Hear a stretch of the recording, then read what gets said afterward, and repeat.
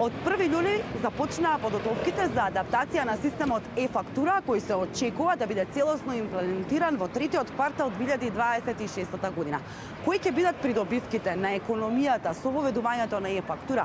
Дали се подготвени малите и средни компании за подготовка и имплементација на овој систем и секако како сето ова ќе придонесе во сузбивање на сивата економија е денешниот фокус на емисијата Spotlight.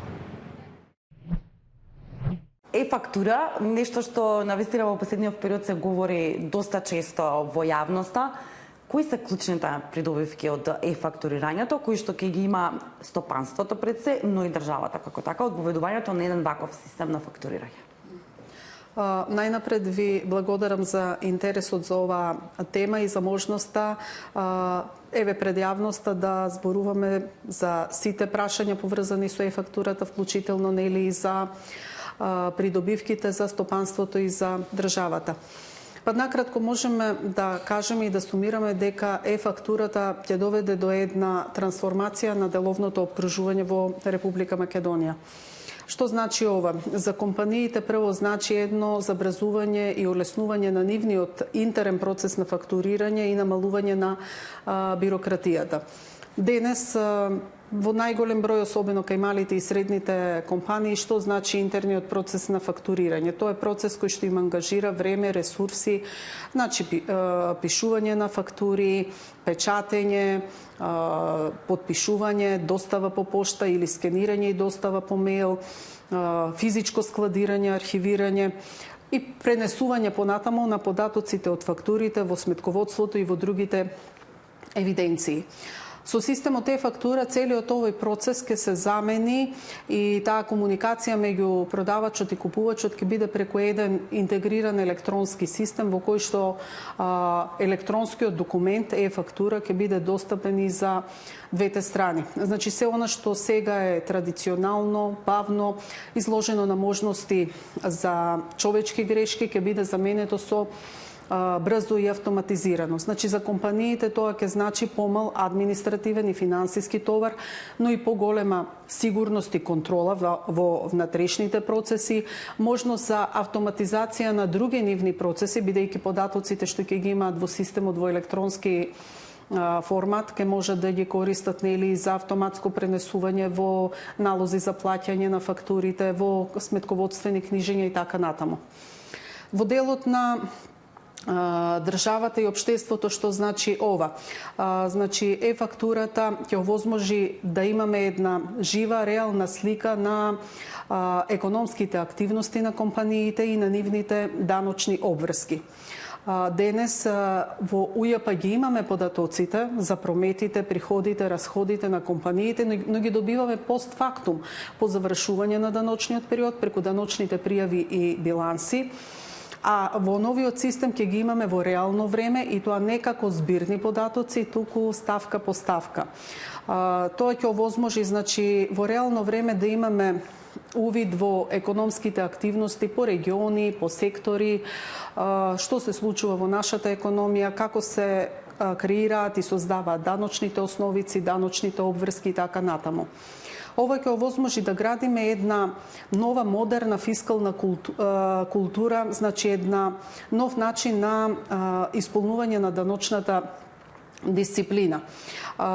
Значи УЈП ќе има можност автоматизирано преку автоматски проверки во реално време да ги проверува, да ја проверува не само точноста во смисла на математичка и логичка точност на даночните пријави, туку вистинитоста на содржината на внесените податоци, нели преку вкрстување на податоците не само од фактурите, туку и вкрстување со сите други податоци кои ги има УЈП.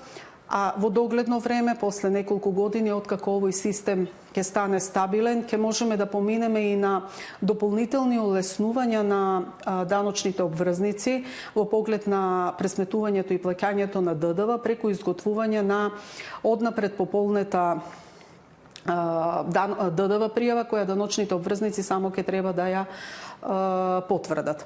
И крајно, значи, како придобивка од овој систем можеме да кажеме дека системот е-фактура ќе биде една моќна алатка за борба против даночната евазија и сивата економија, бидејќи, како што споменав, крстувањето на сите тие податоци ќе овозможи, на сите тие реални трансакции ќе овозможи многу побрзо и полесно со автоматизирани контроли да се детектираат трансакции кои произлегуваат од фиктивни компании, нереални трансакции во смисла на вештачки цени и слично, мрежи на компании кои меѓу себе си фактурираат со цел да стекнат одбивки на ДДВ или други даночни поволности.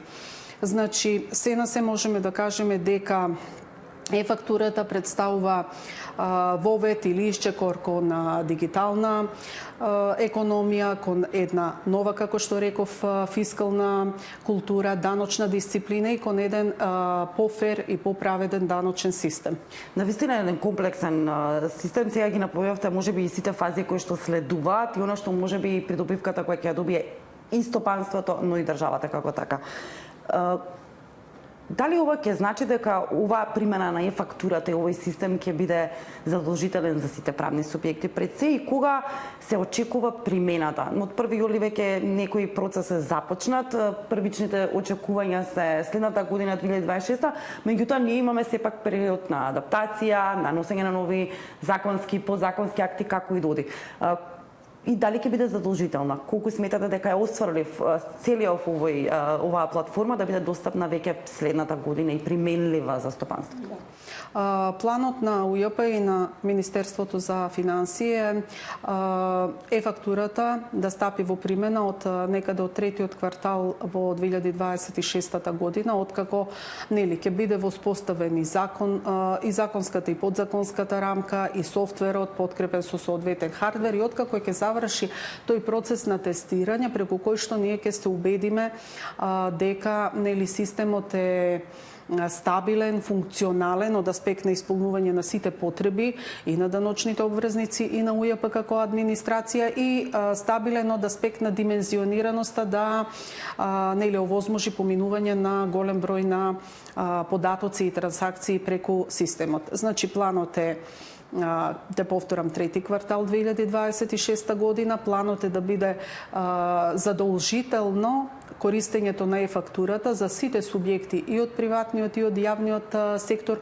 вклучително и за фактурирањето од компаниите кон граѓаните како крајни потрошувачи, со тоа што веројатно имплементацијата или задолжителното применување ќе биде етапно, со цел да не се сите компании да може да се адаптираат и да не се создадат некакви потреси и пречки во нивното редовно работење.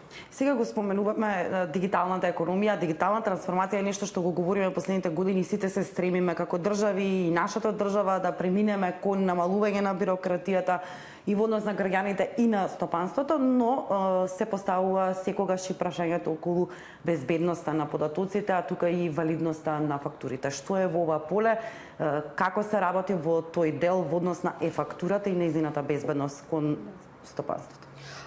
Значи, системот ќе биде поставен така да ги задоволи сите стандарди за безбедност и доверливост на документите.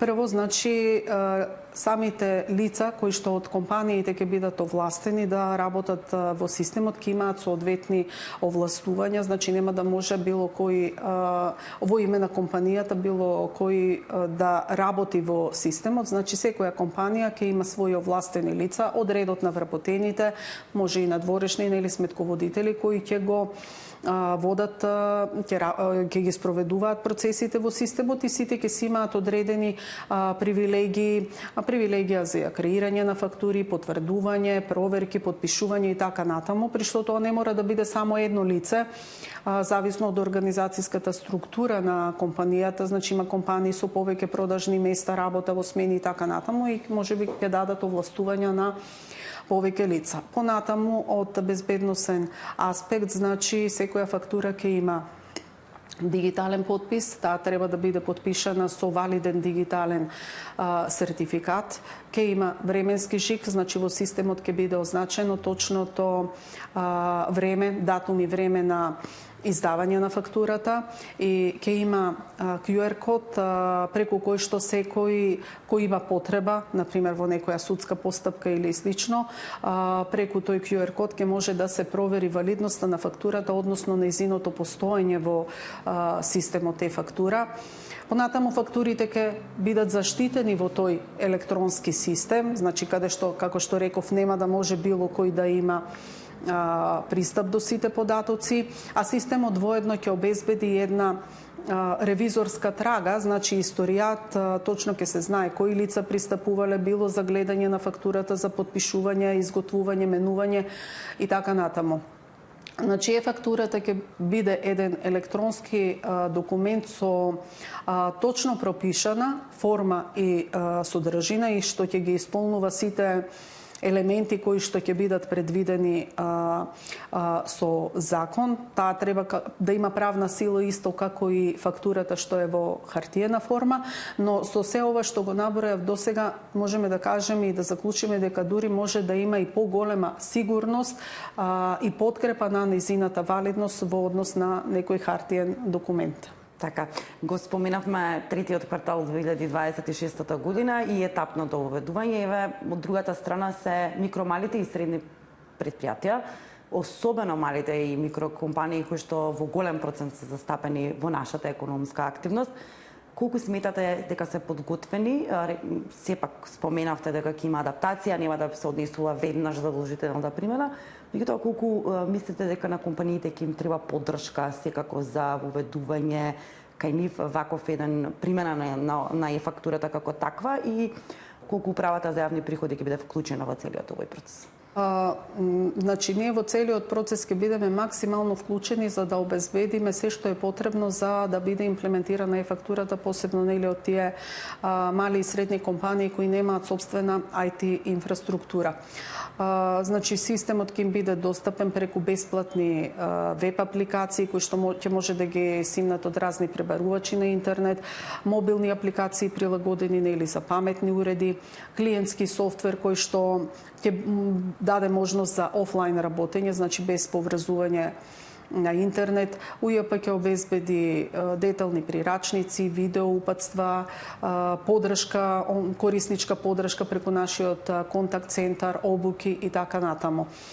Значи, мислам дека овие мали и средни компании воопшто не треба да бидат загрижени, значи целиот процес ќе го организираме. Нашата цел е тој процес на имплементирање да биде успешен, значи за да го завршиме успешно проектот. Што се однесува до поголемите компании кои веќе имаат собствени сметководствени или други системи преку кои веќе ги генерираат фактурите, веројатно ќе треба да направат одредени прилагодувања доколку треба да внесат дополнителни елементи што ќе ги пропишеме во фактурата, иако генерално и е-фактурата ќе ги содржи елементите што ги содржи и сегашната традиционална фактура во хартиена форма. И ќе треба да направат одредени прилагодувања за поврзување на апликацијско поврзување на нивните системи со системот е-фактура, за да можат автоматски податоците од нивните системи да се пренесуваат во системот е-фактура. Но и во тој дел ние имавме уште минатата година консултации со IT компании кои работат на такви одржување и изготвување на такви софтвери во компаниите. И добивме уверување дека сите тие прилагодувања ќе бидат едноставни и економски прифатливи, а секако тука сме и во тој дел не само значи за поддршка на помалите и средни компании кои ќе работат преку бесплатните апликации, туку и за овие компании за кои што ќе треба да направиме системски поврзувања. Така, јас ви благодарам за гостувањето во Bloomberg Адрија. Благодарам. Ова беше се што подготвивме за денешната емисија Spotlight. Ви благодарам на вниманието.